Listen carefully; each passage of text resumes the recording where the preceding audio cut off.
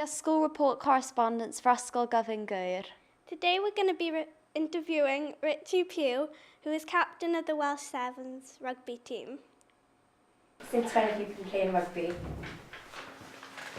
Since I was about 7, really 6, 7. I started playing as a kid, see a young boy, but professionally, I came through the ranks. I was at Bishop Gore School in Swansea. I suppose most of you know it, and playing for Swansea, through the schoolboys, like imagine a few in this school do, and then got picked up from there really and been playing professional. Went to the Ospreys for 5 years. And moved to England, played a season in Exeter, and then came back to the Scarlets. So it's been about a bit. It's been professional, was it 11 years now, 10 years, so something I enjoy doing. But yeah, I suppose when I was 7 is when I started kicking the ball about down the park. Who do you look up to and why? Who do I look up to and why? Well, I suppose my father was always someone that I looked up to. My parents, they were always important to me. As I grew up, it was down to them really. I am where I am in terms of as a professional rugby player. They did a lot for me in terms of driving me about everywhere. Took me training on the cold Sunday, Saturday mornings, and took me training in the nights and stuff. So obviously I look up to them. I owe everything to them really. But there's been a lot of coaches along the way that have got me where I am. But you kind of go through so many that it's hard to pinpoint one instance, but so I probably have to say my parents for that. They've helped, and forever grateful for that. How does it feel like to win the World Cup?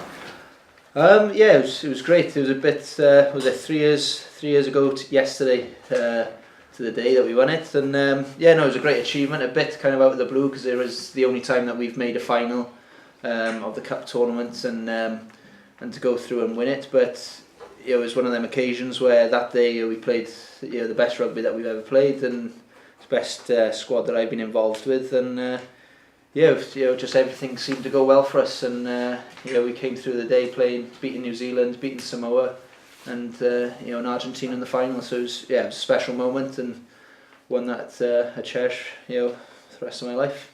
What is your favourite food? It's my favourite food. Oof.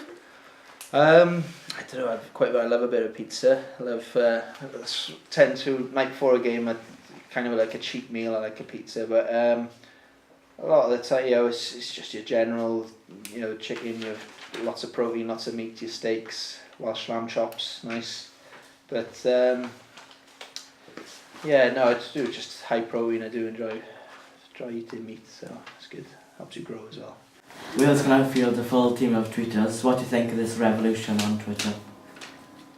I don't know. I'm a tweeter myself. My wife hates it, but I do enjoy it. I think as long as you're sensible, I think it's up to you to it's what information you put out there. You've got to be responsible for. I think it's good to give an insight as to what you kind of get up to as professional rugby players. You've got to remember that players out there, especially these high profile players who tweet a lot, they are role models in the community and stuff like that. So it's important that they're sensible with it. It's some people who put too much information down, some people put information that I just find you really need to tweet that, but I don't know, it gives a good insight, and I think as long as it's sensible and not taken too seriously. I think sometimes people have been caught up where they've passed a comment which has landed themselves in a bit of trouble because it's taken too serious or taken the wrong way, and